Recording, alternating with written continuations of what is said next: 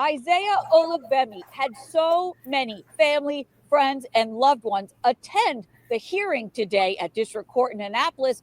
They filled up half of the gallery in the second floor courtroom. His mother wore her son's boxing medal around her neck. I don't know what justice will look like, honestly. I don't know if there's anything that could be done that would make it any better. As his family and friends continue to mourn the passing of 27-year-old Isaiah Olugbemi, the young father and promising boxer who was shot and killed outside his Odenton townhome Monday night, they also packed the gallery of a courtroom in Annapolis today as the man charged with first-degree murder in the case, 36-year-old Nicholas Giroux, faced a district court judge and was denied bail. I just want people to know that my brother was a great father, a great man. He just wanted to be nothing but a great boxer. Through court filings and proceedings, we learned the suspect and the victim were neighbors who lived just a few doors apart along Meadow Mist Way in Odenton. Police say the crime was captured on a nearby security cam, and that footage and witness accounts helped ID Giroux as the shooter. Olugbemi's sister, Rebecca, was filming a makeup video when the gunfire began. He always looked out for everyone and made sure that everyone was good. There is no way to describe this other than an execution, the prosecutor told the judge today. He fired between 6 and 14 shots, then paused, and then came back to fire 3 more shots into the victim. Police also claim Giroux allegedly confessed to the murder and then led investigators to the 9mm handgun he used. Defense attorney Peter O'Neill today hinted at the importance of the backstory here. Quote, there has been a systematic harassment of Mr. Giroux by individuals in the neighborhood that precipitated the situation. And he added, we will prove it at trial. The court was told that the suspect has 7 prior criminal convictions. Tonight, he is being held behind bars at the Jennifer Road Detention Center on charges of first and second-degree murder. In Annapolis, I'm Kate Amara, WBAL TV 11 News. All right, peace and blessings. Peace and blessings. All praises due to the Most High. And I don't know how this story slipped by my sight. This happened in July of last year, July 2024, where you see that evil specimen, the Neanderthal Nicholas Giroux, take the life of the young boxer, I think he was Nigerian boxer, up in the Maryland area. It is said that he walked up to the guy, shot him 6 to 14 times, turned around, then walked back and put 3 more bullets in him. And you heard the news reporter say he was blatant and bold enough to confess to officers and lead them back to the murder weapon. And you're going to hear some more about his brashness when talking to people over the jail phone awaiting trial. Now, fortunately for this incident, the killer, the thug, the criminal who had an extensive criminal record and had just pulled a gun out on the man's family about 2 weeks ago, he was sentenced to life in prison just recently, actually life plus 20 years. Nevertheless, he still showed no remorse all throughout his trial up to the very end, in which he tried to say that he was sorry. But the judge didn't buy it and gave him that harsh sentence. Now I'm going to play a couple of more videos that gives you a little more detail onto how this all came about and transpired. Once again, these videos are used in fair use for literary and commentary purposes. Just watch.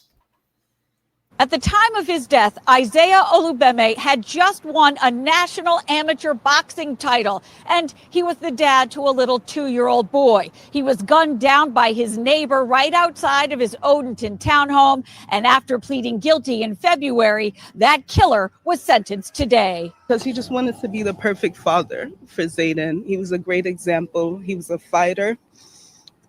He never gave up anything Isaiah wanted to do. He did it. The world lost a gem. I can tell you that without any doubt. It's the loss for the world.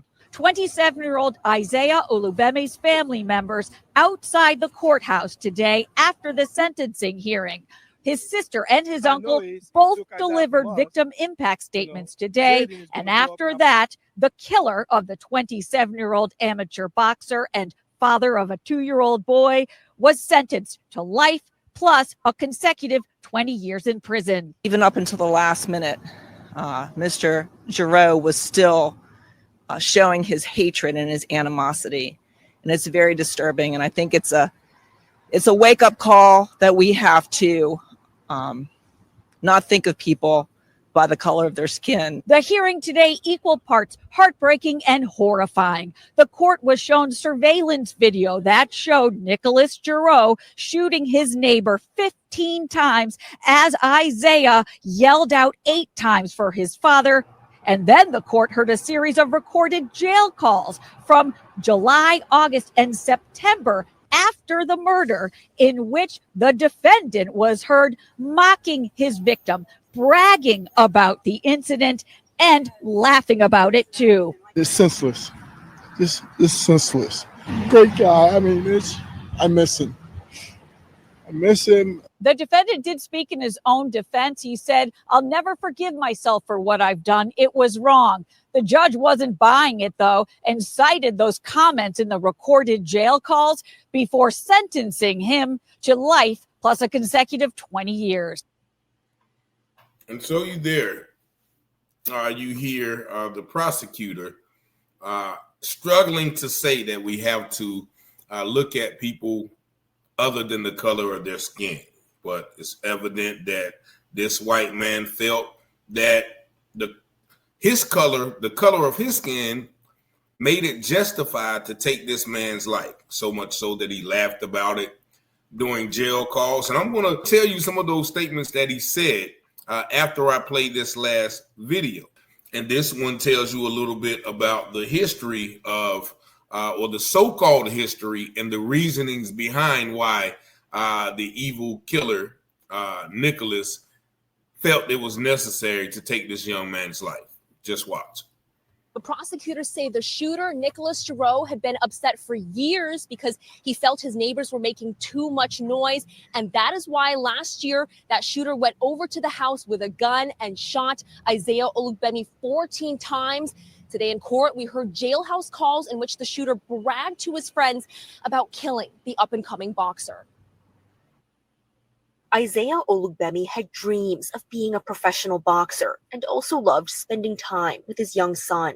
In May of last year, he had reached a big milestone, winning a prestigious Golden Gloves national championship. Olubemi would be shot and killed by his neighbor just 3 weeks later. The world lost a gem. I can tell you that without any doubt. It's the loss for the world because Isaiah had so much to offer, and he was just cut short at the prime of his life. The family's neighbor, 36-year-old Nicholas Giroux, later pled guilty to first-degree murder. Prosecutors say he had also threatened the family with a gun just a few weeks before that because he felt they were making too much noise. According to prosecutors, Giroux assumed with no evidence that the family was selling drugs. Court records show Giroux himself had several prior drug charges in Virginia. On the night of the murder, the victim's sister was filming a makeup video when Giroux opened fire outside. When he became a father, he sought God even more because he just wanted to be the perfect father for Zayden. He was a great example. Today in court, prosecutors played recordings of jailhouse calls between Giroux and his friends, where he said, "This is what happens when you expletive with my sleep schedule. You don't wake me up. I just did the state of Maryland an expletive favor. I still want my Medal of Honor." And he also bragged about how the victim was screaming for his dad. This wasn't just a murder. This was a murder with a man filled with rage and hate in his heart. That's what's so tragic about this, to think that you're doing a favor because you're getting rid of somebody from another race or another origin. That's the very senseless and tragic part of this. Today in court, the judge said he believes Nicholas Giroux has no remorse as he sentenced him to life plus 20 years in prison. Now, Giroux's defense attorney tried to argue his client has changed and has been going to Bible study to try and be a better person. However, just 2 weeks ago, Giroux sent a letter to the judge in which he said he feels the victim's family is, quote, undermining the sovereignty of America. The judge responding today said he feels Giroux has not changed and that Giroux continues to view himself as a vigilante. Reporting outside the Anne Arundel County Courthouse, Amy Cho, News 4. The audacity of him 2 weeks before the sentencing telling the judge this man's family is the problem, after you have took this man's life, and the audacity talking about the state owes him a favor for taking that man's life. He wants a medal of honor. That is what happens when you F with my sleep schedule. Don't wake me up. He was screaming for his dad. This is the audacity of whiteness. They say, okay, well, if I can't sleep, you gotta die. And you heard them try to portray this young up-and-coming boxer who had just won an amateur medal, saying that his family was drug dealers. That normal stereotype that justifies police killing of us. So he had drugs, he had guns, trying to criminalize him. Now, I can just imagine that sister when she's making a makeup video on TikTok or whatever, hearing those gunshots and just thinking, oh, somebody's shooting outside. Not knowing that it was a neighbor taking the life of her 27-year-old brother, the father of one. A black man who is doing everything possible to stay positive and make something out of himself, to do something for his family, and possibly even his country, and being a professional or maybe an Olympic boxer. And this criminal thug, degenerate, drug addict